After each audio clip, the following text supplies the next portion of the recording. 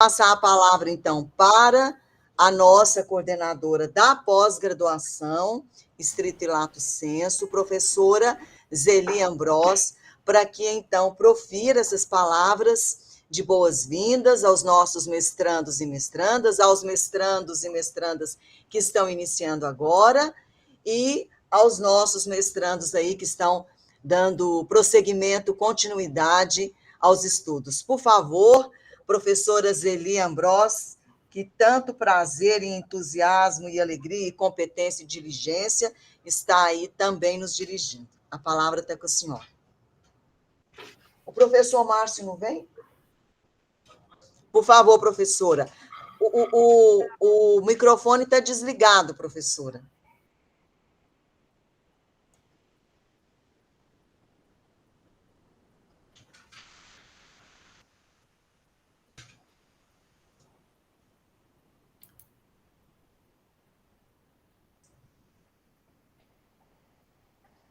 Ainda continua desligado. Professor, estou vendo aqui, enquanto isso eu vou cumprimentando aqui a todos. Ministro Augusto César, saudações. Boa noite a todos, boa noite, professora Ani. Também está desligado, ministro? Não. Bom, agora ligou, Ani. Não sei se a professora Neide entrou. Professora Neide, saudações. Boa noite, já estou aqui. Boa noite a todos. Já falei. Boa noite, palestrante. Professor Paulo. Boa noite. Professora Neide está desligado, viu? Hã? Eu e a professora Neide já conversamos muito hoje, resolvendo questões. Os problemas do mundo, né, Ani? Eu estou vendo aqui que está aparecendo na minha tela o André, está aparecendo o juiz também, Kleber.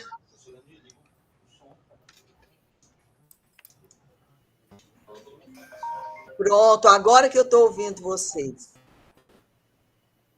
Sim, professora Zeli, repasso, então, para a senhora, para proferir aí essas as palavras, as saudações aqui para todos nós. O professor Márcio está aqui comigo.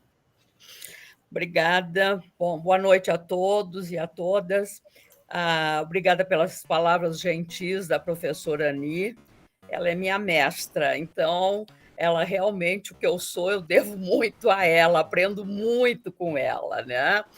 Obrigada, professor Alexandre Agra, um prazer tê-lo aqui como nosso palestrante, sempre dando um brilho muito especial ao nosso mestrado, o professor Augusto César, professor Paulo Leite, né? Professor Márcio Evangelista, professora Neide, né? Professor Diogo Palau, Kleber, enfim, André Luiz, os nossos alunos que estão começando hoje.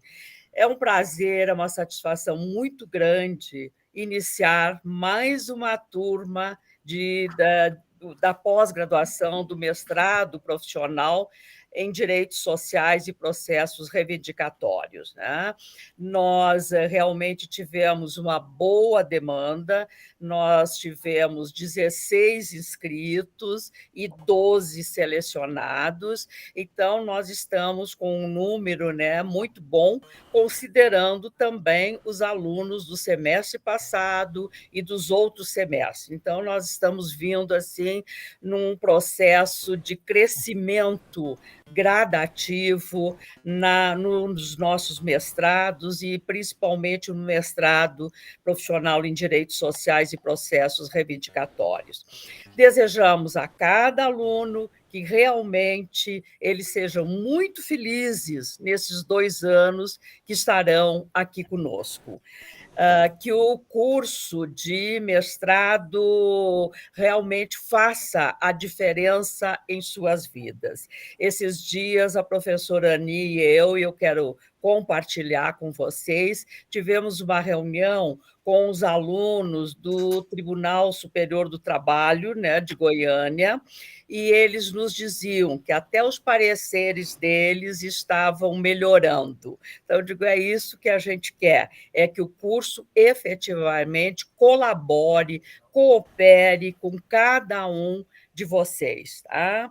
É profissional, não esqueçam, né? Isso nos remete a processos de intervenção e realmente há processos que impactem o social, o econômico, o educacional na nossa instituição, na nossa região, na nossa comunidade.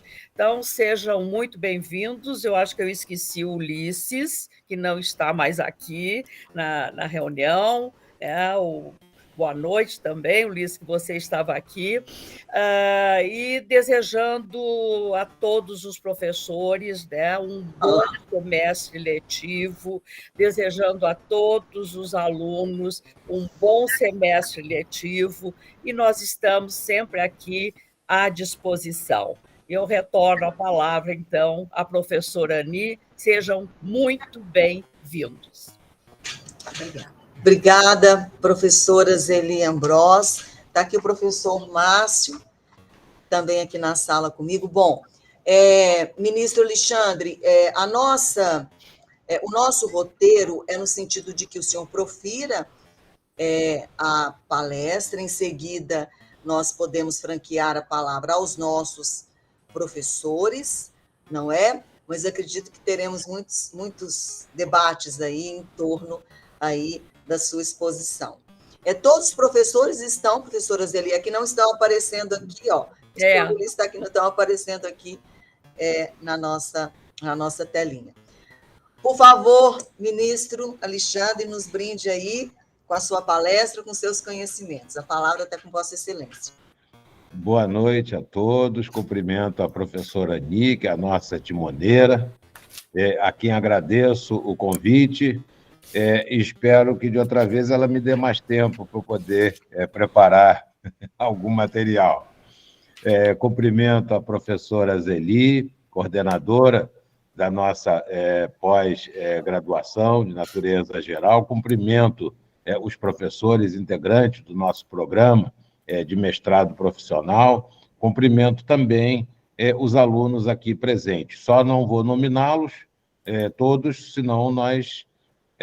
mas eu vejo aqui alguns, professor Augusto César, professor Evangelista, professor Ulisses, professor Paulo Leite, e outros mais que aqui se encontram. Nossos alunos e os novos alunos, sejam bem-vindos, todos.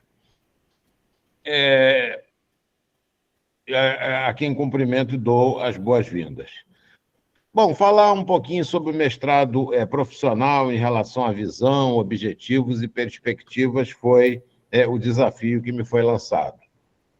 É comum o aluno ingressar num curso de mestrado com a ideia de obtenção de uma titulação e que essa titulação lhe permita se candidatar a um cargo público ou privado ou futuramente concorrer a uma promoção institucional. Mas isso deve ser encarado pelo aluno como uma consequência e não como um objetivo de um curso de mestrado, quer seja ele acadêmico, quer seja ele profissional. Esse não é efetivamente o objetivo de um curso de mestrado.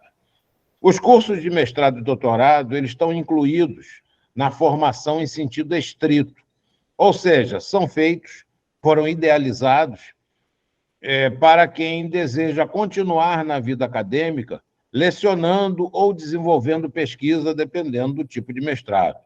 Já as formações na modalidade lato sensu, ou seja, modalidade ampla, consistem em programas de especialização, programas esses adequados aos profissionais inseridos ou em inserção no mercado de trabalho, mas que buscam uma atualização profissional ou se interessam pelo aprofundamento teórico e ou prático de conteúdo adicional que, por acaso, não tenha sido trabalhado durante o curso de graduação.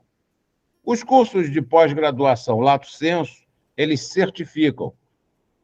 O aluno, quando conclui, obtém um certificado. E os cursos de mestrado e doutorado, eles diplomam. Também se distinguem, não apenas por isso, lógico, né? Não é apenas pela certificação e pelo diploma, mas também pelo tempo de duração, que é a maturação para a dissertação ou para a apresentação da tese, e também pela titulação mínima exigida do corpo docente. O curso de mestrado, que tem a duração mínima de 2 anos, pode ser de natureza acadêmica e pode ser de natureza profissional. E esses 2 mestrados são diferentes. Eles são diferentes porque as suas estruturas e os seus propósitos, evidentemente, não são os mesmos. O mestrado acadêmico é um curso de pós-graduação, em sentido estrito, de aprofundamento de conhecimentos pela pesquisa científica. Já ele parte de uma hipótese e, pela pesquisa baseada em elementos sempre teóricos, se procura chegar aos resultados. Normalmente tem como produto final uma dissertação que revela a pesquisa feita pelo mestrando e o prepara para ser pesquisador e docente de nível superior. Por seu turno, o mestrado profissional ele é um curso de pós-graduação stricto sensu, voltado exclusivamente para o mercado. Ou seja, ele é especificamente voltado para a qualificação profissional do aluno e aplicação por ele dos conhecimentos no trabalho. Ele não parte, como acontece no curso de mestrado acadêmico, de hipóteses, e sim de problemas perfeitamente identificados para a busca de soluções que vão ocorrer por meio da pesquisa. Então, ele normalmente persegue como produto final trabalhos consistentes em inovações procedimentais, criações de protocolos, projetos diversos, como meios diferenciados de acesso à justiça e outros instrumentos que possam ser concretamente utilizados pela sociedade, pelo mercado, por instituições ou por órgãos públicos. Por isso, o trabalho de conclusão deve consistir em dissertação ou monografia, em forma de projeto ou estudo de caso. Enfim, visa uma aproximação entre o mundo acadêmico e o mundo do trabalho em geral. A instituição, a UIESB, ele mantém, no momento, convênio com o Tribunal Regional do Trabalho de Goiás, porque interessa ao Tribunal Regional do Trabalho qualificar profissionalmente os seus juízes, servidores e outros membros daquela instituição, porque, qualificando-os profissionalmente, eles vão poder usar esses conhecimentos assim obtidos e suas técnicas nas decisões que vão proferir, nos votos que vão ser elaborados, no encaminhamento que vai ser dado a determinadas questões e, por que não, até na conciliação, na mediação e em todas as intervenções que sejam necessárias ao acesso à justiça. Então, é importante, tanto para o TRT de Goiás, como importante para a instituição que exista essa interação. Esse é um dos convênios, evidentemente, outros convênios existem, são importantes. O mestrado profissional ele é voltado para a capacitação de profissionais nas diversas áreas do conhecimento, mediante o estudo de técnicas, de processos ou temáticas que atendam a alguma demanda do mercado de trabalho. Quer o acadêmico, quer o profissional, difere do doutorado. No doutorado, a pesquisa é voltada para o desenvolvimento de teses, por meio de um trabalho final que apresente originalidade na abordagem do tema durante a pesquisa sobre um determinado objeto, lógico, com uma definição teórica.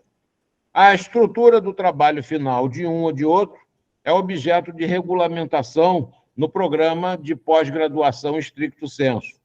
Pode ser uma monografia, um relatório, uma coletânea de artigos, um portfólio, enfim, aquilo que for acertado na regulamentação. Um curso de mestrado, seja ele qual for, deve apresentar um histórico dos desdobramentos que levaram ao amadurecimento da proposta.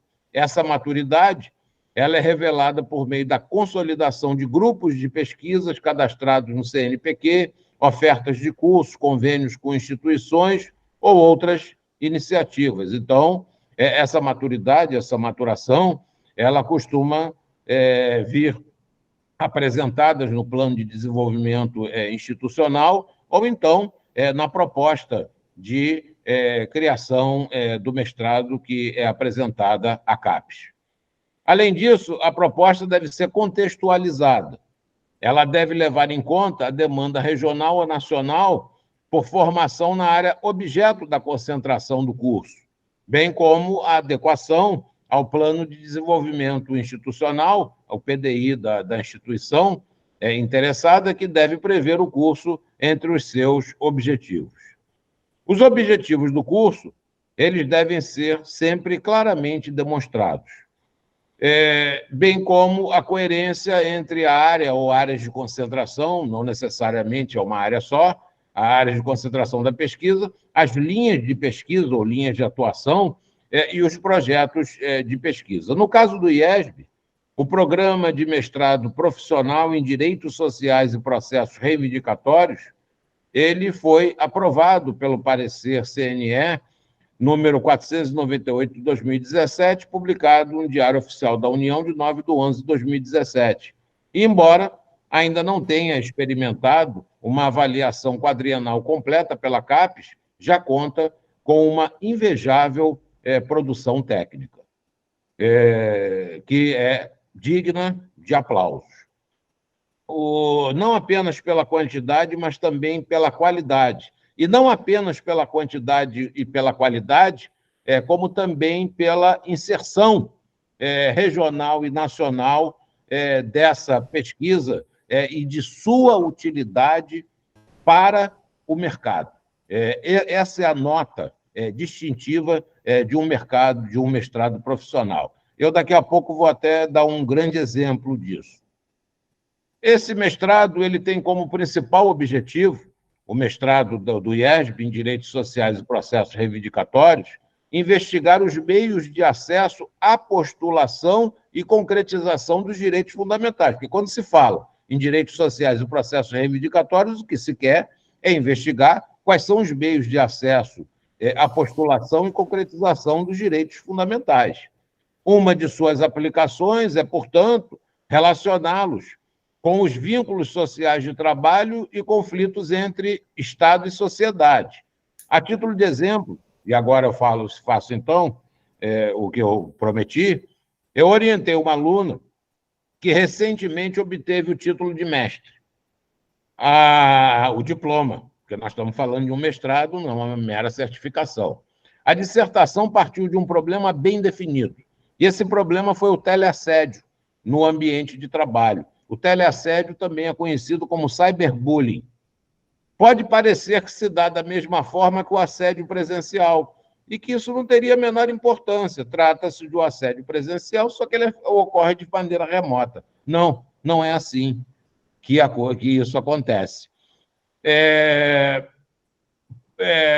Mas, na verdade, ele tem características próprias, a partir do momento em que, nesse tipo de assédio, o trabalhador, esse tipo de assédio, de constrangimento, de importunação, de humilhação, o trabalhador pode ser alcançado em qualquer horário, já que nós estamos falando de um alcance remoto. E é grande o risco, a partir do momento em que se tem o assédio pelos meios telemáticos, dele ter a sua intimidade e privacidade invadidas.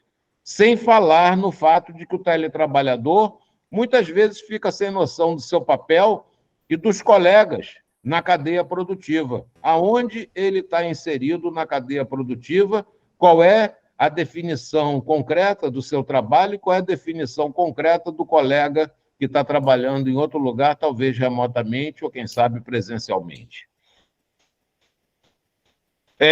Além disso, né, o teletrabalho ele é, por si só, fragmentador da mobilização que até então se constituía como uma forma de coalizão para efeito sindical, de reivindicação sindical. O trabalho culminou, então, com a apresentação de uma proposta de lei regulatória de teleassédio. Olha aí o produto que, direcionado ao mercado, de forma concreta e que vai trazer realmente uma discussão naquela casa do Legislativo, uma discussão no Parlamento sobre a necessidade de se ter ou não, a partir da justificativa que ali foi apresentada, a necessidade de se ter ou não uma regulação própria para o teleassédio. Se isso vai acontecer ou não, eu não sei, mas é a visão da aluna que estudou e que trouxe como contribuição do estudo dela, da qualificação profissional e da experiência pregressa que ela teve, trouxe para ela, trouxe essa contribuição, que pode ser que seja ou não aproveitada, mas, de qualquer maneira, de qualquer sentido, academicamente, ela já está aproveitada e, com certeza, ela já teve, com isso, a qualificação necessária à sua atuação mais bem posicionada no trabalho que ela tem. A estrutura curricular do curso de mestrado profissional deve claramente demonstrar a natureza dos componentes curriculares, né? Trata-se de disciplinas obrigatórias, optativas, assim como as ementas e respectivas bibliografias. No caso do mestrado profissional em Direito do IESB, falar de processos reivindicatórios de direitos sociais exige forçosamente investigar os direitos fundamentais onde estão inseridos os direitos trabalhistas, porque esses direitos é que vão fazer parte das relações sociais de trabalho. E mais ainda, as teorias de justiça e respectivos meios de acesso, bem como os meios judiciais e extrajudiciais de composição de conflitos. Então, trabalhos de conclusão que apresentem novas soluções ou práticas procedimentais que possam melhorar, facilitar, concretizar a reivindicação de direitos sociais, ou que possam, quem sabe, apurar entraves a essa concretização, são exemplos de uma vertente própria de um mercado, de um mestrado profissional. Então, não vai se discutir, teoricamente, nada, mas sim apresentar soluções. A teoria será usada, mas na apresentação de soluções para o mercado.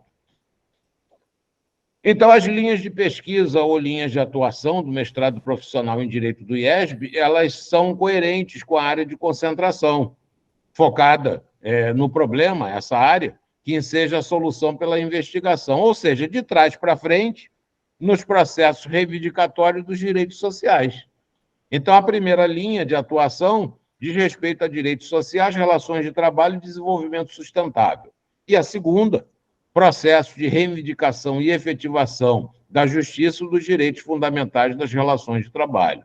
O aluno certamente vai optar pela linha de pesquisa que mais lhe interessa e os projetos de pesquisa no qual ele vai se engajar e que estarão em andamento, eles devem estar, então, adequados, certamente, à linha de pesquisa pela qual ele optar.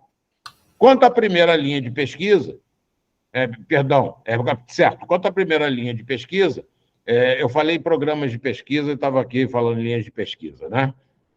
Quanto à primeira linha de pesquisa, direitos sociais, relações de trabalho e desenvolvimento sustentável, ela é voltada para o estudo dos direitos sociais sob a ótica de sua constitucionalização e concretização ou efetividade, relacionando-os com a sustentabilidade do desenvolvimento econômico-social, observadas as relações de trabalho estabelecidas nas organizações públicas e privadas, cujo âmbito emergem de diversos conflitos, sobretudo os conflitos laborais. Quanto à segunda linha de pesquisa, processo de reivindicação e efetivação da justiça dos direitos fundamentais, ela se propõe a investigar os processos de reivindicação dos direitos fundamentais, mas com ênfase nas relações sociais de trabalho e nos conflitos que se instalam entre o Estado e a sociedade ou entre os próprios atores sociais na busca da efetivação daqueles direitos da própria justiça, focalizando também certos segmentos sociais, considerando suas características de gênero, classe e raça. Trabalhos de conclusão têm sido apresentados nas duas linhas de atuação. Não são poucos, não foram poucos os trabalhos de conclusão que foram já apreciados, concluídos, né, examinados pelas bancas.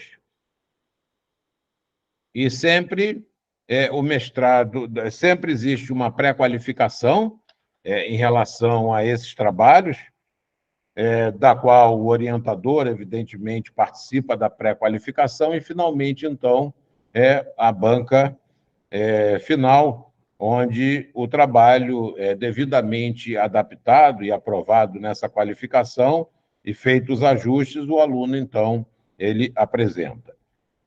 O último foi até de 2022, foi até orientação minha. Um trabalho que eu achei até muito interessante, os impactos das novas tecnologias nos serviços notariais e de registro frente aos direitos sociais dos usuários. O professor Diogo Palau, se eu não me engano, ele até examinou esse trabalho. Perfeito. O professor Ulisses, eu não me lembro quem foi, não Ulisses Borges. Foi eu, professor. Foi eu. Diogo. Foi, Diogo Palau. Nós examinamos, né? E fizemos até várias observações na qualificação, foram atendidas pelo mestrando, né, pelo Igor, e ele foi um trabalho muito interessante, né? Um trabalho interessante que faltava realmente no mercado e que, com certeza, ele vai ter a sua utilidade específica. Outro, já de novembro de 2022, o custo da justiça social no Brasil. Olha que trabalho interessante, né? A crise dos números e as soluções extrajudiciais de conflitos, a importância da plataforma Consumidor Gov.br no combate à litigiosidade. Então, é um trabalho bastante específico, bem definido, né? Onde aí está a solução para o problema que foi proposto, que é isso que interessa para o mestrado profissional. Outro trabalho, migração e trabalho, que, aliás, é um problema seríssimo, né? Não apenas em relação ao Brasil, mas em vários países, né? Uma análise do fluxo migratório, aqui no caso dos venezuelanos para o Brasil, como nós temos em outros países, fluxo migratórios de outros trabalhadores. Eu vi até um filme há pouco tempo, esqueci o nome, muito interessante sobre o assunto. Outro trabalho, direitos sociais em face da Covid-19, os instrumentos protetivos e desprotetivos da saúde dos trabalhadores da saúde, né? Da saúde dos trabalhadores da saúde. Outro, a trajetória da mulher militar nas Forças Armadas e sua integração nas missões de paz de paz, a experiência do Haiti. Educação e exclusão digital em contexto de pandemia. A saúde do trabalhador diante das novas tecnologias processuais do Poder Judiciário. Aliás, essa questão da saúde diante das novas tecnologias é algo bastante preocupante. E quando se fala de saúde, se fala, inclusive, de saúde mental, né? Porque a saúde mental envolve uma série de problemas que são originados das novas tecnologias e do acesso constante, né, à pessoa. Ou seja, invasão de intimidade, invasão de privacidade, o estresse, porque a quantidade de trabalho e a premência do trabalho aumenta e vai por aí afora, né? E leva até a questão do suicídio. Outro trabalho, violência contra a mulher, objeção de consciência dos profissionais de saúde no Distrito Federal como obstáculo à concretização do aborto legal. É um trabalho que envolve ideologia, evidentemente, mas a vida da gente envolve, e as pessoas também, elas devem ser consideradas conforme as suas circunstâncias. A publicidade e a privacidade dirigida à criança frente à regulamentação da Lei Geral de Proteção de Dados. A imunidade tributária, enfim, são trabalhos que têm, todos eles, um conteúdo concreto. Direito de greve, discurso jurídico da luta de classes. Não sei quem examinou, mas tem cara aqui, pode ser que eu me engane, do ministro Augusto César. Não faço ideia. Compliance corporativo laboral. Também é outro tema bastante interessante. A regulamentação do teletrabalho e suas implicações frente aos direitos dos trabalhadores. O precedente judicial na prática processual trabalhista, né? Como que isso atua. Então, vejam bem, todos esses trabalhos eles têm conteúdo prático e eles resultam, na verdade, em soluções para a utilização no mercado. Para propiciar a investigação, as disciplinas que são estruturadas, elas devem ter a abrangência proposta para o curso e os projetos de pesquisa devem ser coletivos e refletir o esforço conjunto dos docentes na investigação científica. Então, a matriz curricular do programa Stricto Sensu de mestrado profissional em Direitos Sociais e Processos Reivindicatórios, essa daí é a área de concentração, ele tem uma carga de 540 horas distribuídas da seguinte maneira: carga horária de disciplinas obrigatórias, 300 horas aula, carga horária de disciplinas optativas do núcleo comum, 120 horas aula, carga horária de disciplinas optativas da linha de pesquisa 1, né? A linha de pesquisa 1 é aquela de Direitos Sociais, Relações de Trabalho e Desenvolvimento Sustentável, 120 horas, e carga horária de disciplinas optativas da linha de pesquisa 2, igualmente 120 horas. São disciplinas do núcleo comum obrigatório, fundamentos da regulação econômica social, efetividade dos direitos sociais, metodologia aplicada da pesquisa científica, dissertações 1, 2 e 3. E disciplinas do núcleo comum optativo, para que, nesse caso, em relação às várias disciplinas desse núcleo comum optativo, como técnicas processuais de efetivação de direitos fundamentais, precedentes vinculantes e direitos fundamentais, tópicos especiais 1 e 2, o aluno possa, então, escolher disciplinas em que ele tem aqui um total de créditos e carga horárias de 8, né? Resultando em 120 horas, 8 créditos resultando em 120 horas. E a mesma coisa ele tem que escolher também do núcleo optativo referente à linha de pesquisa 1, em cada linha de pesquisa ele tem que escolher também o valor correspondente. Para propiciar, então, o objetivo principal do projeto de pesquisa, e aí nós já entramos nos projetos de pesquisa que devem, lógico, interagir com as linhas de pesquisa e, evidentemente, com a área de concentração e, evidentemente, com a estrutura curricular, fortalecer as linhas de atuação. Não? Então, ele procura fortalecer ali as linhas de atuação no projeto correspondente à linha escolhida. Busca trazer solução para um problema. Então, é preciso formular um problema inicial para que, nesse caso, a solução ela possa vir por meio da pesquisa. O projeto de pesquisa deve ser abordado como um estudo original sobre um assunto que apresenta alguma dificuldade. É necessário estabelecer que tipo de estudo deve ser realizado. E aí nós temos estudos que são descritivos, experimentais, de caso, etc. Deve constar do projeto o tema, o recorte da pesquisa com a justificativa, o problema a ser respondido, os objetivos que se pretende alcançar e a metodologia que será necessária. E envolve pelo menos um docente, né? Lógico que outros docentes podem também estar envolvidos nesse projeto de pesquisa, ele é aberto à comunidade.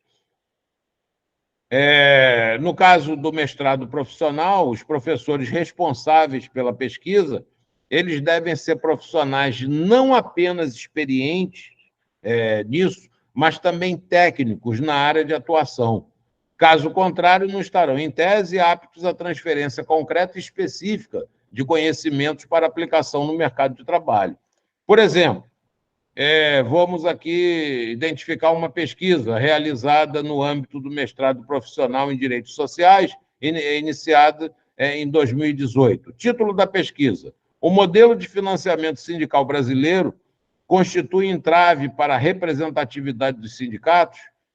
Trata-se de uma pesquisa coordenada por mim e por outros professores, envolvendo aqui pesquisadores. Me parece que, certamente, pela minha profissão,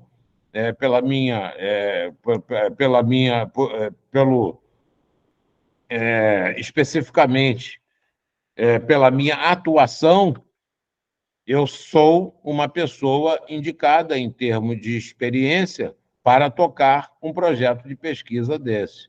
A mesma coisa o professor Ulisses Borges, que é advogado, que atua nessa área, a mesma coisa o ministro Augusto César, que é magistrado, que atua nessa área. Por acaso, ele não é da seção de dissídios coletivos, eu sou, né?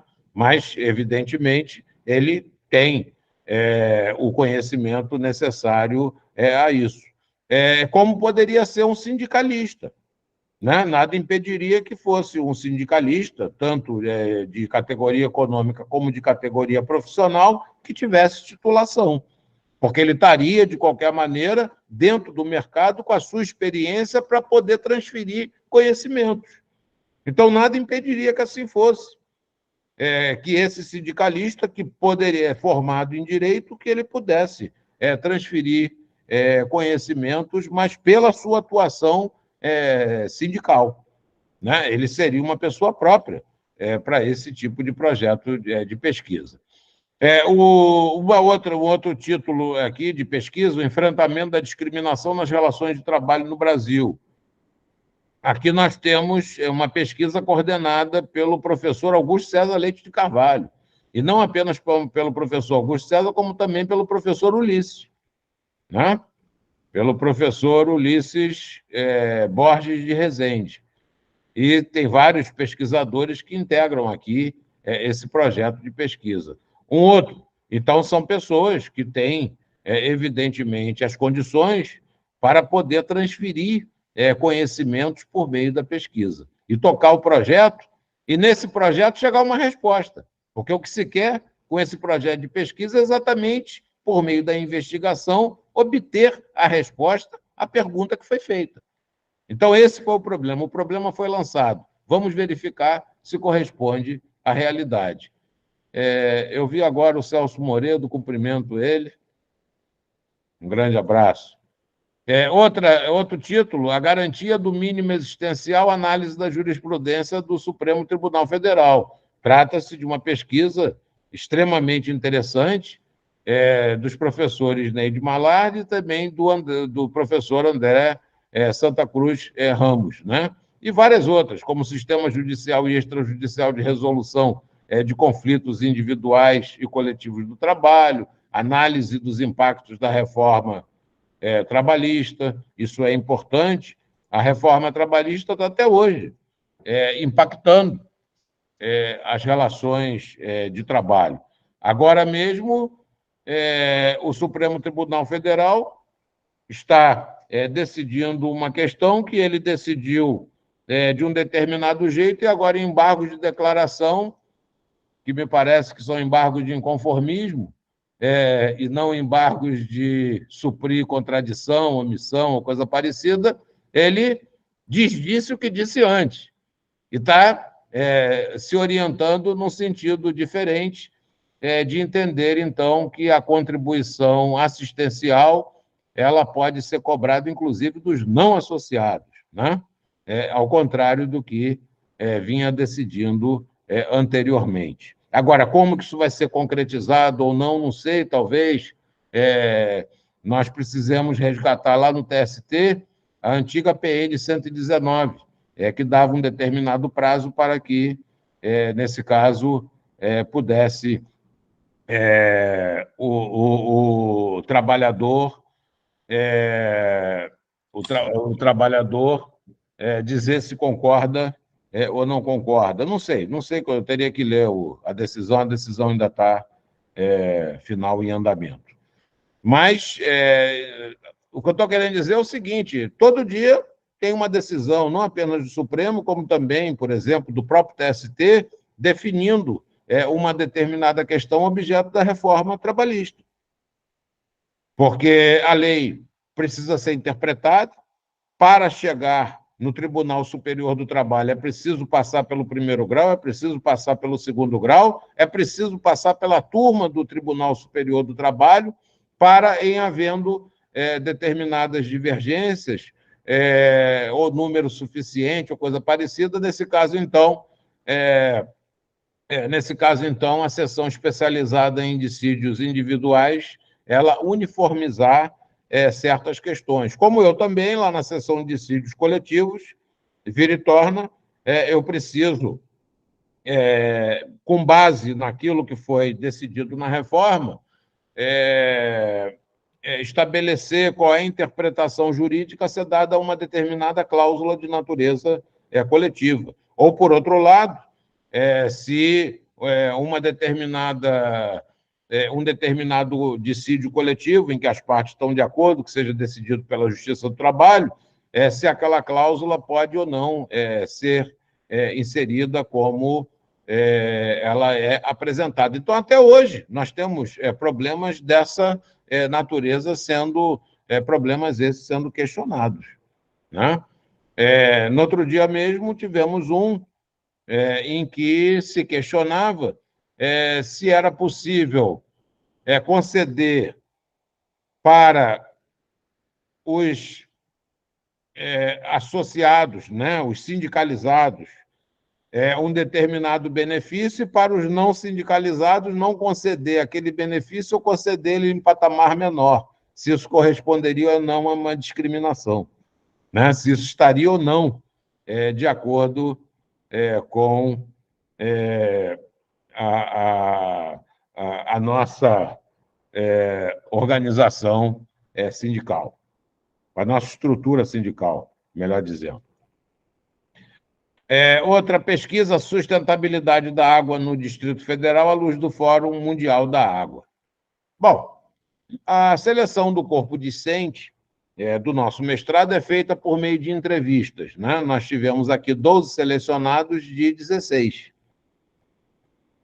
O candidato apresenta seu currículo, apresenta os documentos comprobatórios de sua titulação, histórico e documento em que relata, né, a sua trajetória e a justificativa e disponibilidade para adesão ao programa. E essa avaliação, então, ela é feita por meio de entrevista, na qual participam ao menos 3 professores.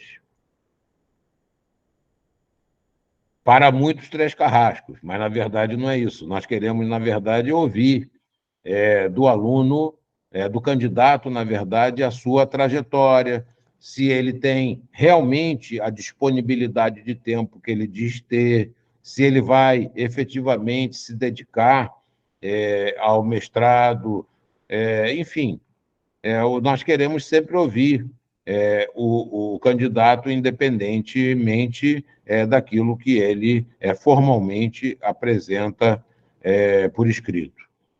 Como precisa o aluno responder, como esse tipo de mestrado precisa responder a um problema concreto, o corpo docente, além da titulação acadêmica, como disse, precisa contar com profissionais experientes no mercado, nas temáticas objeto das disciplinas e dos projetos de pesquisa. Ou seja, o corpo de profissionais deve ser um corpo estritamente técnico.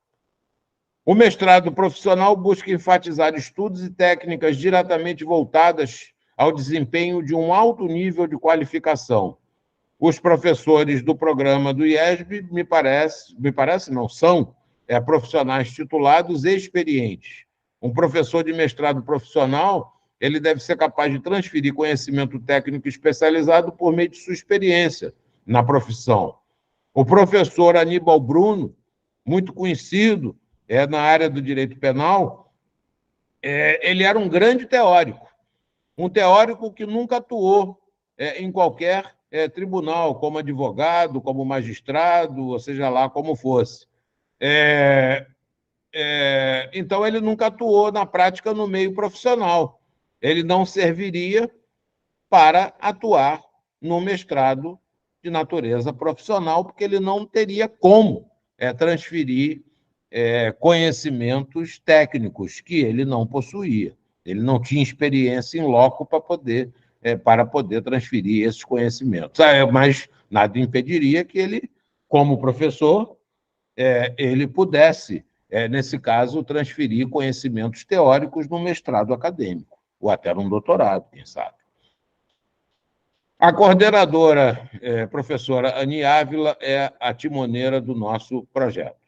Ela é doutora em Sociologia Jurídica pela UNB, mestre em Sociologia Jurídica também pela UNB, graduada em Direito pelo UniCeub, professora, pesquisadora, coordenadora do curso geral de bacharelado em Direito, da pós-graduação stricto sensu, mestrado profissional em Direitos Sociais e Processos Reivindicatórios do Centro Universitário do IESB, pesquisadora colaboradora do Programa de Pós-Graduação em Sociologia da Universidade de Brasília, metodóloga, advogada atuante na área do direito administrativo e direitos humanos, com ênfase em gênero, violência, sistema judicial e emancipação social. Organizadora do livro Mundo do Trabalho, Atualidade, Desafios e Perspectivas. Mas o mais importante de tudo isso, a professora Ani está sempre presente. Ela é, acima de tudo, companheira. Ela é aquela pessoa que, quer para os alunos, quer para os professores, ela está sempre, quer para a coordenação, ela está sempre disponível. Ela está sempre disponível para escutar, ela está sempre disponível para resolver qualquer tipo de problema. Eu não sei onde ela encontra tempo para tudo isso. Eu um dia vou perguntar ao professor Ulisses onde que ela encontra esse tempo todo. Integram ainda o corpo docente os professores Alexandre Belmonte, André Luiz Ramos, Augusto César Leite de Carvalho, Douglas Alencar Rodrigues, Diogo Palau, José Rossini, Douglas Henrique Marim, Márcia Evangelista, Neide Terezinha, Paulo José, Ulisses Borges e outros mais, todos com as suas titulações específicas e experiência para transferência de conhecimentos. Isso é que é importante no mestrado profissional, aquele mestrado que ele se faz realmente em sala de aula, né? É um mestrado que o professor precisa estar presente. Isso é importante. O mestrado profissional, ele reúne professores experientes em orientação de trabalho de conclusão de curso, iniciação científica, mestrado, doutorado, e que devem apresentar produtos diferenciados que revelem esses produtos à sua experiência. Na produção bibliográfica, preferencialmente consubstanciada em artigos de qualificação superior, em revistas com extratos de A1 e AB1, livros e capítulos de livros e produção técnica também, né? Como organização de eventos, apresentação de trabalhos em anais, inovações procedimentais, pareceres, projetos. Como o mestrado profissional é um mestrado de resultados práticos, é muito importante não apenas a qualidade e interesse do trabalho final para o mercado, como também o acompanhamento do egresso na vida profissional a partir da qualificação obtida, né? Esse trabalho não deve se esgotar, evidentemente, com a solução que foi apresentada para o mercado, mas também o acompanhamento de o que esse professor, o que esse egresso saído desse programa de pós-graduação está fazendo no momento. Campo aberto para ideias que possam concretizar direitos sociais, né? Campo aberto para a solução de mercado. O mestrado profissional, ele é, na verdade, uma experiência relativamente nova, né? E que nós podemos remontar essa experiência na prática a 2016, 2017. Tivemos alguns casos esporádicos antes disso, mas 2016, 2017 é a época, então, que os mestrados profissionais eles realmente surgem no mercado, correspondem a uma flexibilização do ensino, mas uma flexibilização muito importante, né? A natureza jurídica da rebimboca da parafuseta é algo a ser investigado no mestrado acadêmico. Agora, a solução prática para a reivindicação de direitos sociais é algo a ser investigado por um mestrado profissional. Então, são mestrados completamente diferentes. Um é um mestrado teórico, né? Ele parte da teoria, enquanto o outro parte de um problema que deve ser solucionado, né? É como se a gente estivesse diante de um grande projeto de pesquisa, em que tivéssemos uma indagação e essa indagação, então, devesse ser solucionada pela pesquisa. Então, vamos pensar num projeto de pesquisa, a gente multiplica por 10, está aí diante, então, de um mestrado profissional. A grosso modo, seria mais ou menos isso. Mas, então, campo aberto para ideias que possam concretizar direitos sociais. Por exemplo, eu tenho falado muito sobre isso, a extensão da Convenção de Nova York, em se tratando da adaptação razoável, a outros direitos fundamentais, além de pessoas portadoras de deficiência. Inclusive porque a adaptação razoável ela não começa com pessoas portadoras de deficiência, ela começa com problemas de discriminação religiosa, em 1962, nos Estados Unidos da América. A coisa evolui, chega, por extensão, a questão do deficiente físico, mais adiante vem a Convenção de Nova York, nós aderimos à Convenção de Nova York, se eu não me engano, em 2006, no plano internacional, mas só muito, muito adiante foi que nós viemos, então, 2008, se eu não me engano, né? A ratificar, ou depois disso, eu já nem me lembro da data.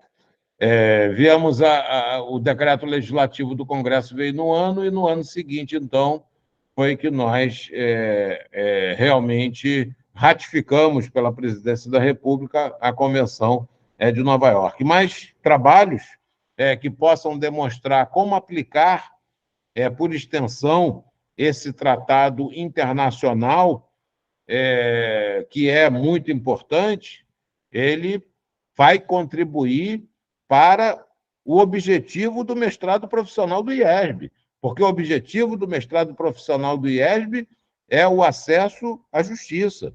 A justiça não se faz apenas a partir do Poder Judiciário.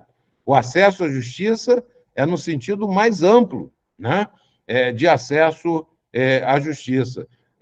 Por outro lado, faz parte dos processos reivindicatórios de concretização de direitos sociais. Então, se você puder aplicar a adaptação razoável em situações em que a teoria da proporcionalidade ela vai simplesmente afastar um determinado direito, em vez da adaptação razoável, que ela vai permitir uma harmonia entre direitos contrapostos, se isso for possível, é muito interessante, né?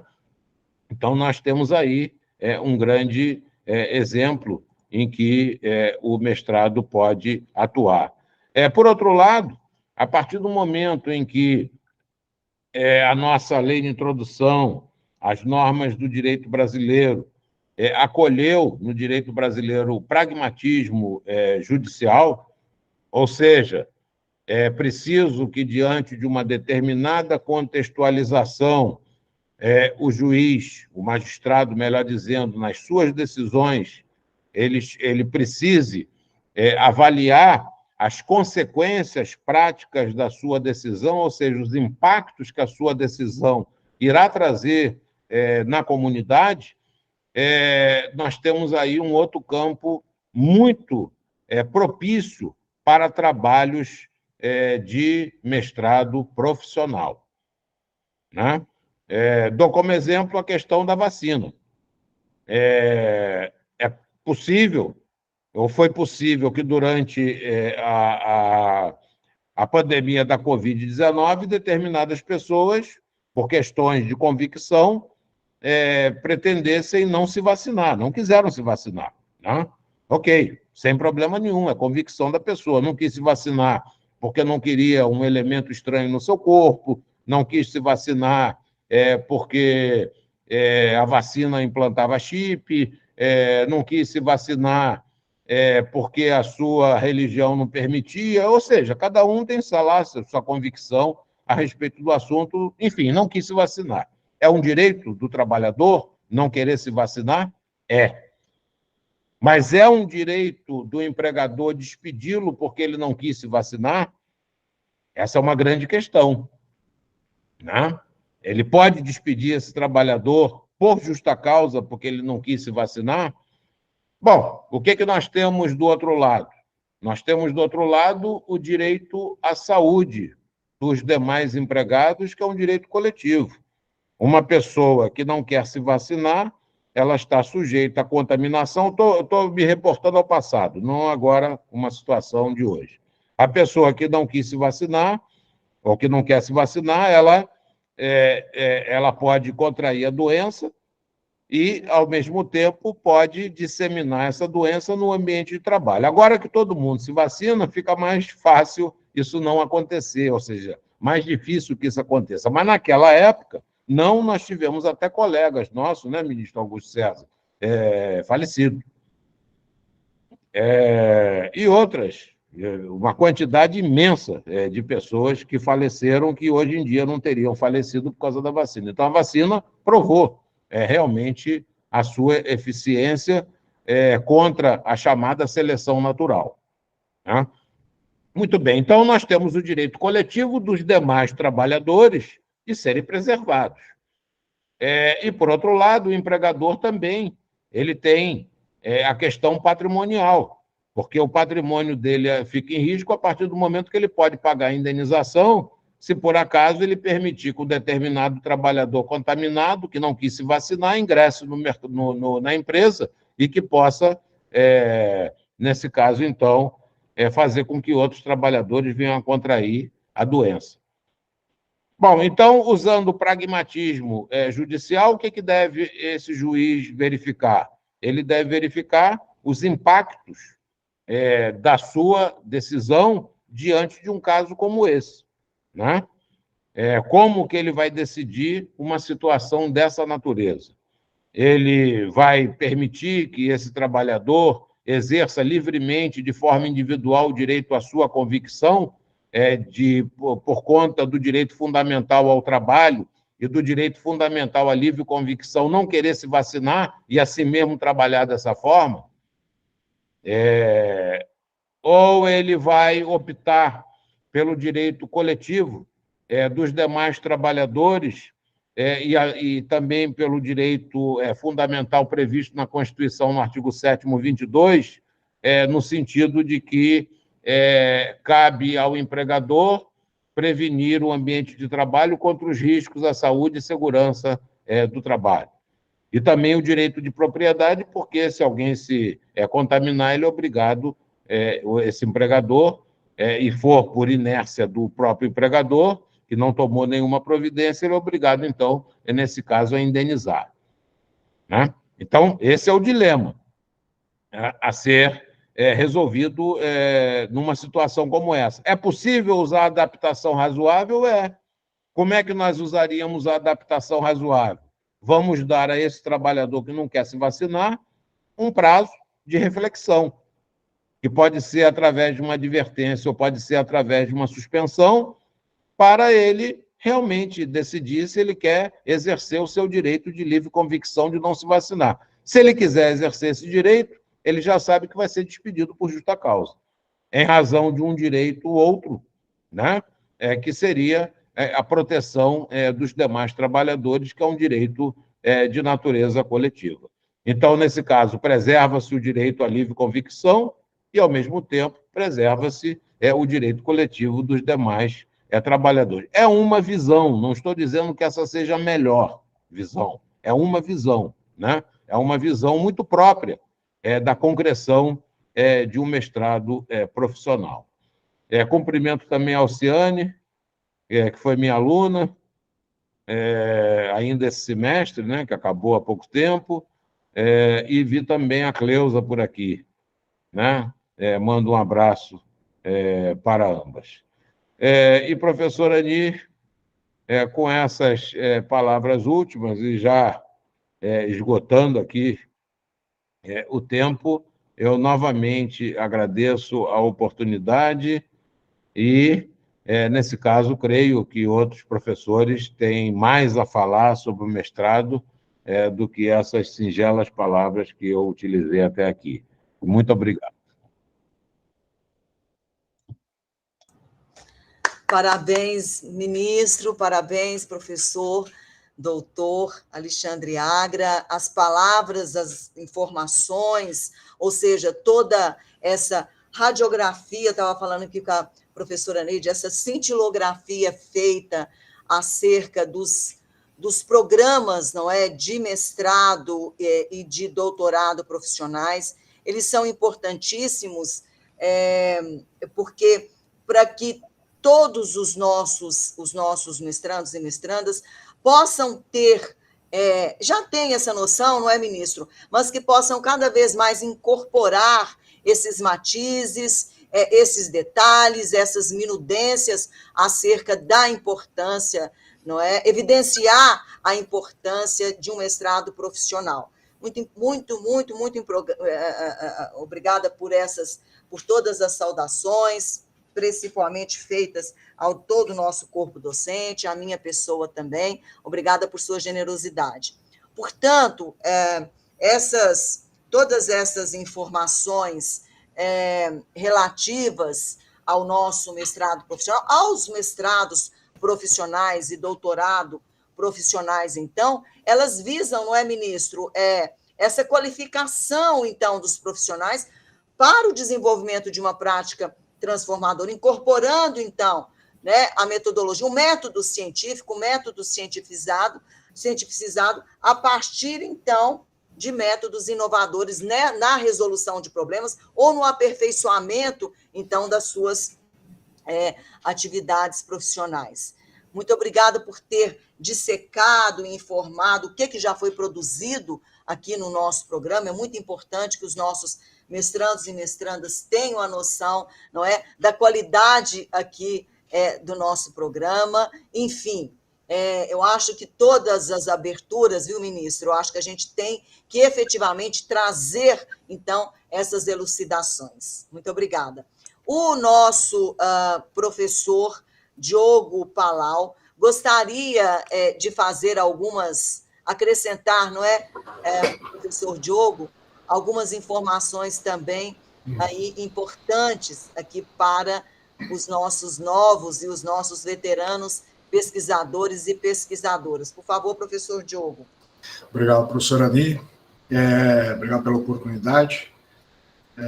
Mais um prazer estar aqui com todos os acadêmicos, os professores. Saúdo o ministro Alexandre Agra, aí, em nome do qual cumprimento todos os colegas professores. Aqui eu não quero tomar o tempo de todos. Peço escusas pela informalidade também, né? Mas eu combinei com o professor Paulo Leite, né, que a gente ia entrar sem terra. Brincadeiras. Não, eu acredito que um ponto, professor Ani, que não sei se todos os colegas aqui, acadêmicos, mestrandos, já cursam, né, e os que ingressaram agora, aliás, duas boas-vindas a esses colegas que ingressaram agora. Um ponto-chave na fala do ministro Alexandre Agra, e também foi da professora Zeli, aliás, também cumprimento a professora Zeli, não estou vendo aqui, mas, enfim, um ponto-chave em relação ao produto, né, a questão da intervenção. Se vocês puderam perceber na fala do ministro Alexandre a questão da diferenciação, né, entre o mestrado acadêmico e o mestrado profissional, em que pese o ministro Alexandre tenha falado das suas diferenças, né, tenha ressaltado as suas diferenças, a meu ver, o mestrado profissional ele está num nível um pouco, em termos de complexidade, mais elevado. Porque a gente pressupõe o estudo acadêmico tal como o mestrado acadêmico. Mas, e aí vem a preocupação do ministro Alexandre, e esse ponto que eu gostaria de ressaltar, até nos exemplos que ele deu aqui, de todos os projetos de pesquisa e as apresentações feitas em termos de dissertação também. O produto, né? Me parece que eu tenho a absoluta convicção, esse é o ponto-chave dificultador da pesquisa. Então, nós temos que ter uma compreensão, e aí eu peço que identifiquem desde logo os seus respectivos orientadores, para que haja uma conversa no sentido de que, desde logo, seja estabelecido um projeto viável, para que nós possamos, de uma certa forma, ter um acompanhamento, porque no mestrado profissional nós temos que ter esse impacto na sociedade, e a CAPES nos exige isso. Então, nós temos que ter projetos viáveis e que possam ser, de alguma forma, mensurados a médio prazo, médio até longo prazo, né, professora Ani? Então, o único ponto que eu ia ressaltar na fala do ministro Alexandre, que a preocupação dele foi reiterada várias vezes, e eu destaco esse aspecto. Nós temos que ter um produto final que tenha condições de ser aferível, né, em termos do seu impacto na sociedade. E, para tanto, é uma recomendação, é uma solicitação que eu faço aos acadêmicos que, desde logo, dialoguem com seus orientadores para que possam estabelecer, desde logo, esse produto e concluir com êxito a trajetória de vocês aí, que eu tenho certeza que será exitosa, considerando que todo o corpo docente aqui do IESB, e aí eu peço escusa, professora, para falar em nome de todos os professores, mas eu tenho certeza que é verdadeiro, que recebam todos vocês de braços abertos e passam a integrar aí a família IESB. Então, é isso que eu queria falar, professora, só esse pequeno frisar esse pequeno ponto. Muito obrigado. Obrigada, professor Diogo Palau. O professor Diogo Palau é o nosso também coordenador adjunto aqui do programa, não é, professor? Bom, vou passar a palavra, então, ao professor Miguel Ivan Mendonça Carneiro. Ele integra o corpo editorial aqui das duas revistas do nosso programa de mestrado profissional em Direitos Sociais, e o professor Miguel, mestre em filosofia, doutorando em filosofia também, já está terminando, né, professor Miguel? Ele, então, vai tecer algumas informações e também conclamá-los para a apresentação dos artigos científicos para compor as nossas coletâneas. Por favor, professor Miguel Ivan, e desde já muitos agradecimentos pelo sucesso obtido já com a Qualis da nossa revista, e gostaria, então, desde já, que fizesse esse anúncio, não é, perante todo o nosso corpo docente, nosso corpo discente. Por favor, professor Miguel. Boa noite a todos e a todas, sejam bem-vindos ao PPG Direito IESB, na pessoa da nossa coordenadora, professora Nico, então cumprimento aí todos os colegas. A revista do nosso programa, ela obteve Qualis, que é um índice aplicado pela CAPES, né? É um índice muito bom para o programa, que é um programa novo, e que esse índice pode melhorar, e irá melhorar cada vez mais, que vocês também utilizarem como fonte os artigos já publicados na revista. Então, um mecanismo muito forte nos próximos ensaios, papers, os trabalhos acadêmicos que vocês venham a fazer, assim como publicar artigos, que vocês citem já nesses trabalhos, que vocês utilizem como fonte os artigos publicados. Né? Dessa forma, isso gera um fator de impacto muito positivo para a nossa revista. Para ter acesso à revista, basta você digitar o nome da revista, colocarei aqui no chat para vocês já se cadastrarem nela, e vocês se cadastram na condição de leitor, na condição de escritor. Né? Atualmente, nós temos, além do Quadriscaps B3, nós já estamos aqui mais 3 indexadores. Estamos no Latindex, que é um indexador internacional, e tem também o Diadorim, que fala sobre as revistas científicas brasileiras e no Google escolar. Cada vez que vocês citarem agora um artigo publicado na revista, todos esses indexadores têm instrumento de saber que a revista foi citada.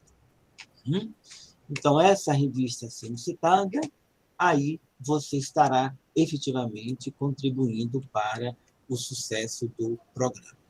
E daqui por diante, o que vocês mais farão é escrever, publicar, não só como exigência do próprio programa, mas a vida do pesquisador seguramente será compartilhar os seus saberes. Então, eu penso, professora, que é isso, e passo a palavra para a senhora falar sobre a chamada internacional do nosso megaprojeto. Por favor, professor, fale, descreva.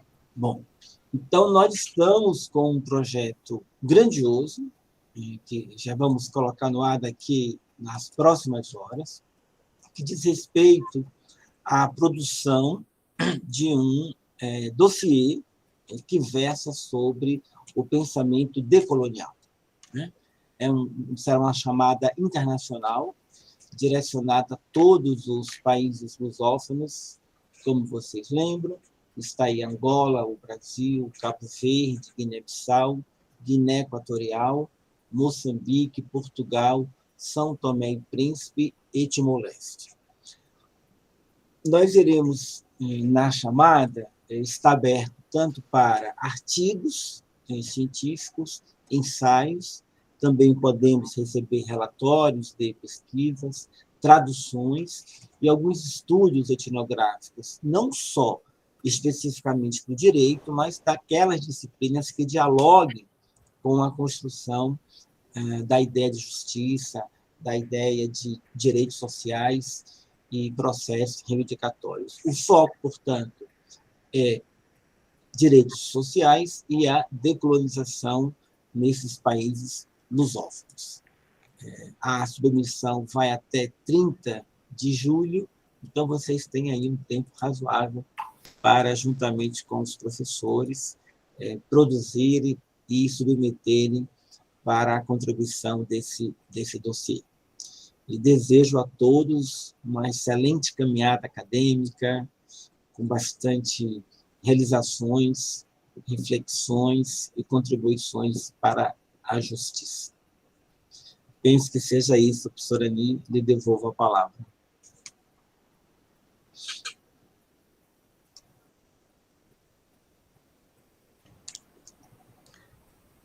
Agora que voltou. Ah, cortou? Não, porque eu me desconectei. Pronto. Terminou, professor? Desculpe. Sim, terminei. Muito obrigada, professor Miguel Ivan. Temos também a revista do Observatório de Direitos Humanos. O observatório é presidido pelo nosso professor, doutor, ministro Augusto César. Nós também inserimos dentro do Observatório dos Direitos Humanos todos os grupos de pesquisas que nós possuímos, inclusive dentro do programa, né, que incluem, que contemplam, então, as nossas linhas de pesquisas. Então, vamos depois fazer um grande anúncio, né, professor Miguel, para mais esse desafio, não é, internacional que a nossa produção aí requer, né, e que é tão necessário. Bom, vou passar a palavra, então. Muito obrigada, professor Miguel Ivan. Passar a palavra para o professor ministro Augusto César, para que, então, explane acerca, então, do nosso programa e fale acerca da sua disciplina, enfim, e, posteriormente, ao professor Paulo Leite. Por favor, professor ministro Augusto, a palavra está com o senhor. Professor Ani, minha saudação um tanto rouca, né? mais efusiva, né? Quero saudar também nossa decana querida, professora Neide, que vejo no centro aqui da minha tela. Quero fazer uma homenagem aqui ao nosso palestrante de hoje, professor Alexandre Belmonte, que eu acho que discorreu muito bem sobre as diferenças, como dizia há pouco o professor Palau, né, a respeito dessas diferenças entre o mestrado acadêmico e o mestrado profissional, que são muito significativas. Eu aproveito, professor Belmonte, a sua tática, né, de fazer menção às situações específicas em que os nossos mestrandos despertaram para temas que, de algum modo, o inquietavam e produziram trabalhos bem interessantes. Eu me lembrava, enquanto estava, né, a ouvir sua fala, eu me lembrava dos 3 últimos aqui agora, né? Os 3 últimos orientandos meus, um militar, né? O Palau é minha testemunha aqui, porque participou das 2 bancas, né? O Marinho não está conosco agora, mas também participou da banca de qualificação e teve uma participação, aliás, luminosa, né, Paulo? Toda vez que o Marinho participa, aqualha assim, a metodologia, né, que está sendo utilizada e tal, é muito bacana. E esse militar ficou inquieto, porque ele estava lá na Amazônia e, em determinado momento, ele percebeu que a migração dos venezuelanos tinha uma certa deficiência. Ele participa ainda hoje do projeto Acolhida, da Operação Acolhida. Havia uma deficiência porque ou havia um certo sentimento de xenofobia, isso é um diagnóstico dele, não necessariamente da banca, mas também havia a possibilidade de nós incrementarmos esse processo de qualificação, de capacitação dos venezuelanos para que eles houvesse uma inserção melhor no mercado de trabalho. E foi desafiador, porque nós convidamos alguém, né, que, assim, em metodologia só parelho com a professora Aníbal e o professor Marinho, porque, né, foi extremamente exigente e ele apresentou, sim, algo que desafia, inclusive, um compromisso das Forças Armadas que fugia, né, ao padrão institucional, se você levar em consideração a letra fria da Constituição. Houve também um trabalho magnífico da mestranda Giane Mota, inquieta, porque estava atua, né, é servidora da Assembleia ou da Câmara de Deputados, e percebia que os marcadores de discriminação racial estavam defasados ali na Câmara, e ela queria oferecer uma solução que, de algum modo, atenuasse, né? Resolvesse esse problema, e aparece um produto bem interessante, a gente quer ver isso acontecendo. E hoje à tarde eu conversava com a professora Ani sobre uma banca de qualificação de hoje de manhã, do Paulo Coutinho, boa também, né? Ele falando sobre greve política já na perspectiva de um advogado que atua no direito sindical e percebe que o artigo 9º da Constituição talvez não esteja sendo adequadamente compreendido. E aí eu estou a dialogar com as seções de dissídios coletivos, a seção de dissídios coletivos decisões coletivas do TST é integrada honrosamente pelo ministro Belmonte, inclusive. Mas uma qualificação muito rica de conteúdo, de audácia, né, de valentia, assim, né, de perceber que no seu nicho de atuação profissional você consegue perceber algumas imperfeições, algum desconforto e que é preciso problematizar mesmo. E o mestrado profissional tem essa característica de você, a partir de um problema localizado, você desenvolver, e aí eu concordo inteiramente com o Paulo, a desenvolver uma tese jurídica, né? E aí começa a pesquisa. E aí é a centelha, né, que faz com que o mestrando se empolgue, se entusiasme, porque não faz o menor sentido você pesquisar um tema a respeito do qual você guarda uma certa indiferença, não o inquiete, né, não o incomode. Né? Então, essa vivência profissional termina fazendo com que o mestrado, esse nosso mestrado, tenha esse proveito muito expressivo assim, na nossa vida. Eu quero dizer que eu tenho aprendido muito também, professor Ani, com essas bancas. Os nossos professores, sem falsa lisonja, é muito bom ouvir o professor Rossini fazendo uma digressão assim, histórica que é avassaladora, né? Como ele tem um conteúdo muito rico, como ele compreende, né, os problemas a respeito de todo um referencial teórico que parece exclusivo dele.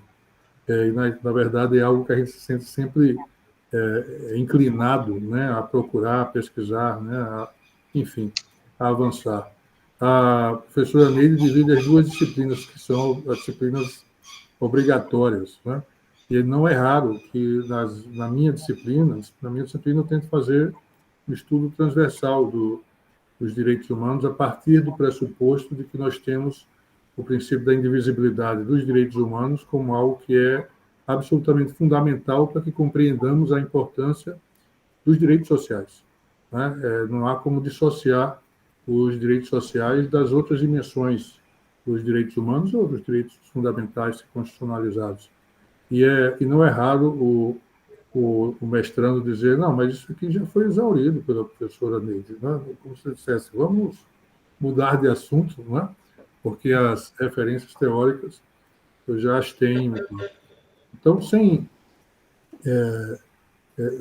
pagiar quem quer que seja, eu acho que isso o aluno vai descobrindo sozinho, é muito bom, né, ter essa companhia no nosso mestrado profissional. Se me permite, professora, já que eu estou falando de disciplina obrigatória, eu quero dizer que a nossa disciplina já está lá no Classroom, né, já está com material postado. Eu confirmei agora com o Juliano que essas matrículas progressivas, elas vão, inclusive, já encontrar os novos matriculados, né?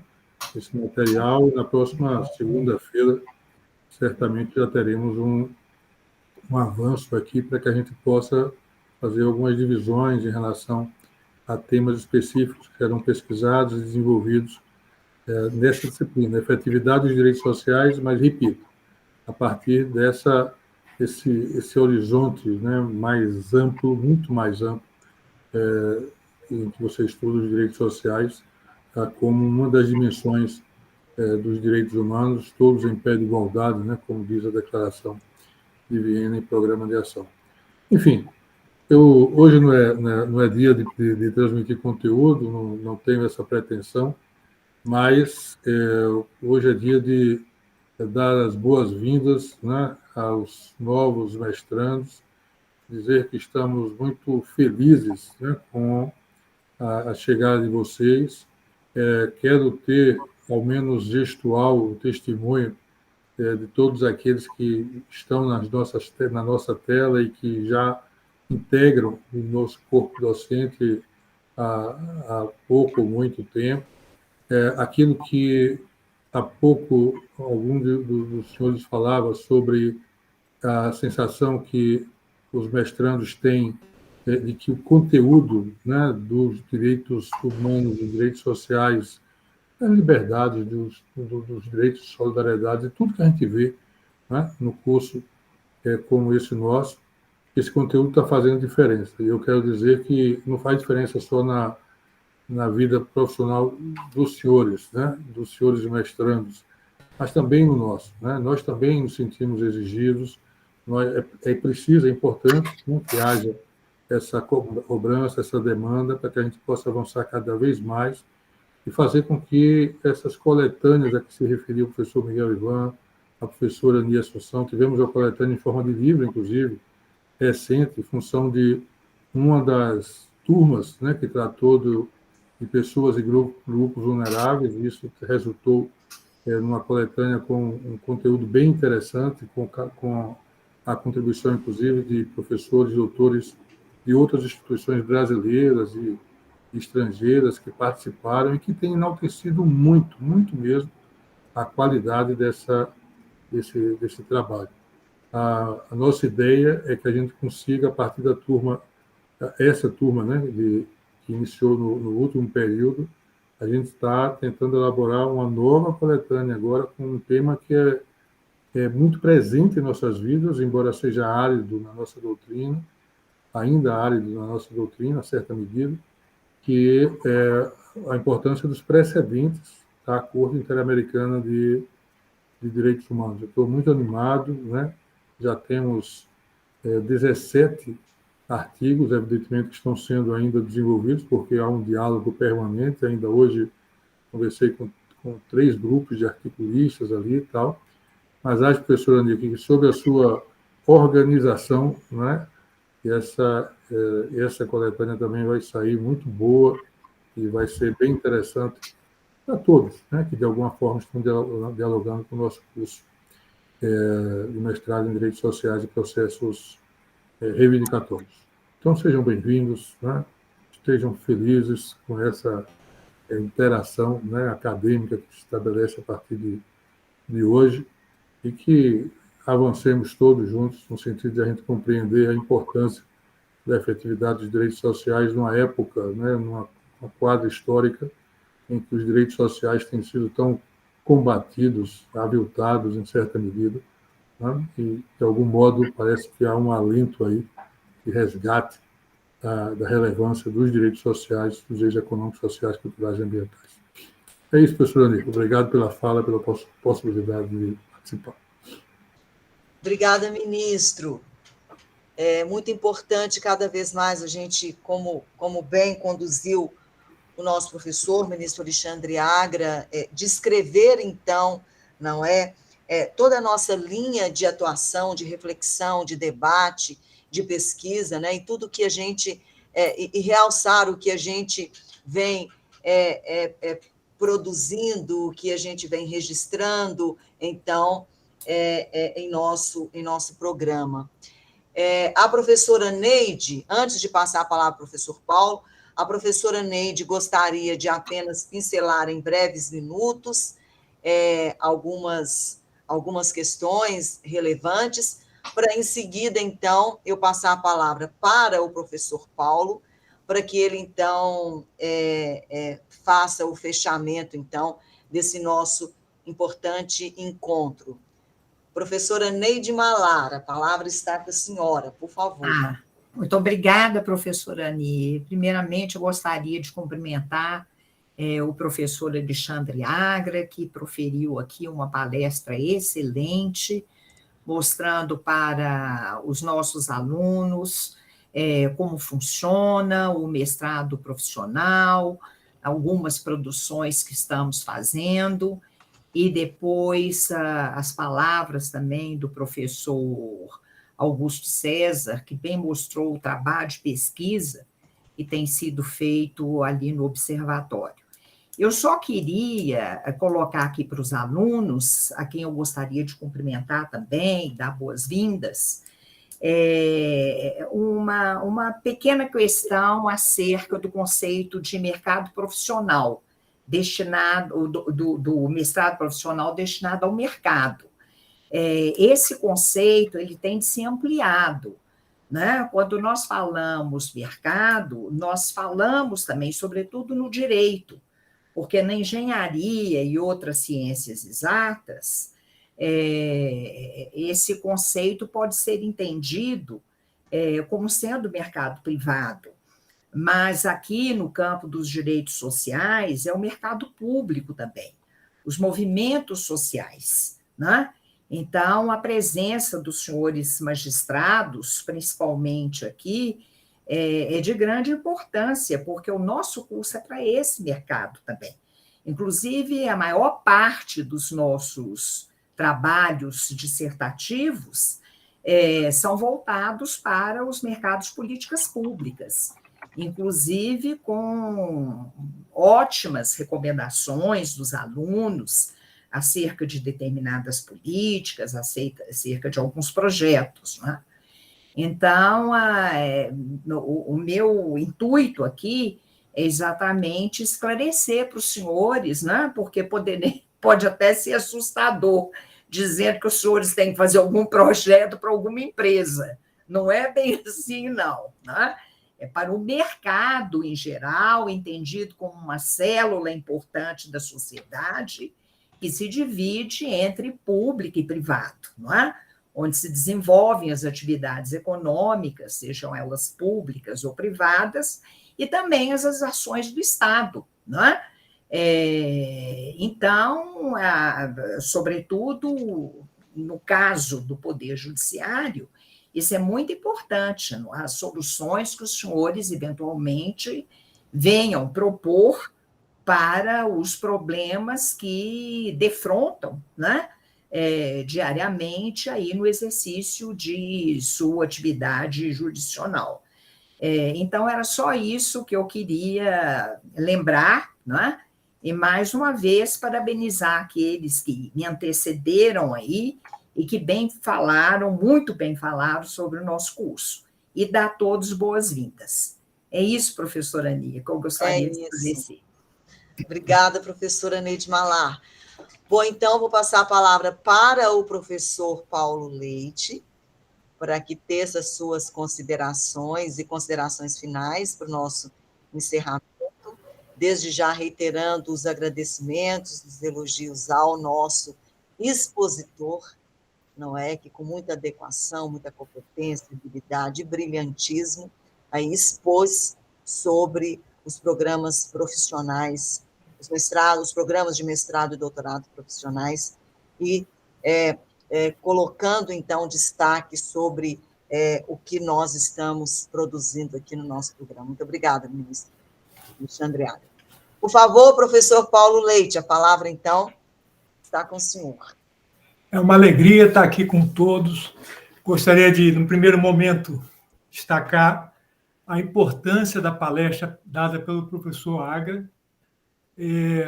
Nós já estamos com um mestrado bastante amadurecido.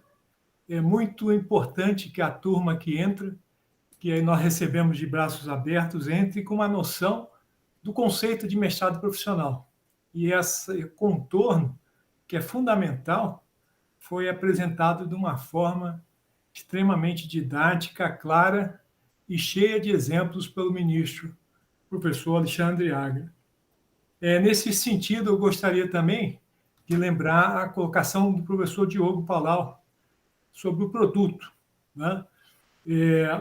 Eu vou pegar aqui, e vocês também, aí serve isso aí de incentivo para vocês, né? O IESB tem vários livros publicados de alunos nossos aqui do mestrado, que alguns fizeram produtos, como o Alexandre Bastos, de projetos legislativos. Outros, tratando da questão do compliance e do acidente de trabalho, fizeram manuais que foram aprovados pelo Sindicato da Construção Civil aqui do DF, o Sinduscom. Então, observa, são duas abordagens diferentes, mas duas abordagens bastante concretas e com impacto local na região aqui do Distrito Federal, né? Então, esse destaque é relevante. E também, nesse sentido, lembrar, como foi colocado aqui pelo professor Miguel Ivan, a importância da participação de vocês na escrita de artigos, né? Quantas vezes, né, professor Alexandre, professor Augusto, professora Neide, professora Ania, a gente chega com um aluno que está com um projeto de qualificação pronto para apresentar, mas ele não apresentou ainda nenhum artigo na nossa revista. E não há essa possibilidade de apresentar o projeto de qualificação e o projeto depois final, sem que antes haja um artigo feito, né, na revista. Isso é um dos passos acadêmicos aí necessários nesse amadurecimento que vocês estão começando no dia de hoje. Nesse sentido, especialmente aqui, com relação a essa questão de produtos, né, de intervenções, como foi colocado pela professora Zeli, eu lembro a importância da gente tratar de um tema extremamente relevante, que eu sei que é tratado pela professora Neide também, ao longo do curso dela, e que nesse semestre a gente vai dar uma dedicação especial aí na matéria de sustentabilidade. Tendo em vista que a matéria de sustentabilidade trabalha com a Agenda 2030, a gente vai dar um destaque ao tema das políticas públicas. A análise de política pública é algo fundamental, porque o produto que vocês fazem, na verdade, é uma política pública, seja no sentido macro, seja no sentido micro. É uma forma de interferência na esfera pública que vai ter reflexos na esfera privada, como foi lembrado aqui pela professora Neide. Então, quem tiver maiores interesses em aprofundar, professor, o que é um produto, o que é uma política pública, como é que eu avalio uma política pública, façam a matéria sustentabilidade do professor Paulo Leite, porque vocês vão ter essa oportunidade, e é a primeira vez no semestre que está sendo dado esse enfoque, com base na noção da Agenda 2030, que nada mais é do que uma seleção de políticas públicas agregadas e congregadas pela ONU, com o objetivo de garantir um melhor futuro para todos. Com isso, eu termino, então, mais uma vez, parabenizando o professor Agra. Se tivesse mais tempo, então, a palestra não ia poder ficar melhor, porque já está excelente, não tem mais um patamar acima do excelente. E também dizer que é a alegria nossa, de todos os membros aqui do colegiado, de estar recebendo vocês, e estamos aí esperando todos aí nessas atividades que começam nessa semana. Lembrando também a importância de vocês assistirem às apresentações, seja de qualificação, seja finais, né? Nessa semana nós ainda teremos outras apresentações, como já tivemos, e o professor Augusto lembrou algumas das que ocorreram agora recentemente. Tá? Na quarta-feira nós teremos também apresentações envolvendo temas bastante atuais, como Lei Geral de Proteção de Dados, educação, com projetos específicos de determinados problemas. Por favor, participem. Muito obrigado. Muito obrigada, professor Paulo Leite. Professor Paulo Leite, todos os orientandos, professor Paulo Leite, publicam livros. Todos. Eu não sei que incentivo é esse, hein, professor Paulo, que eles saem com esse entusiasmo e essa sede de publicação, e que é muito importante, não é? Que essas produções aí sejam cada vez mais, então, também formatadas e divulgadas em forma de livros. Bom, eu vou, então, finalizar a exposição de hoje, com mais agradecimentos ao nosso palestrante, ministro Agra, reiterar as boas-vindas a todos os novos pesquisadores, aos pesquisadores e pesquisadoras, então, já veteranos e veteranas, e dizer, então, que amanhã, então, começaremos as aulas desse semestre letivo que se inicia. Fiquem atentos às publicações nos nossos grupos de WhatsApp. Estamos programando aí mais 8 palestras, não é? Para poder dar continuidade, então, à palestra do ministro Alexandre Agra, não é? Que fez, então, a abertura e a palestra inaugural. E, então, declaro encerrada a sessão de hoje, desejando a todas, a todos, então, um semestre letivo, um semestre acadêmico muito proveitoso, com muitas reflexões e com muitas produções. Muito obrigada. Boa noite. Boa noite. Boa noite, professor. Um abraço a todos, boa noite. Abraço a todos, boa noite. Boa noite, a todos. Professor Ulisses, aparecendo aqui agora. Boa noite, ministro. Ô, ministro Agra... Parabéns, ministro Agra. André Luiz. Obrigado. E mais uma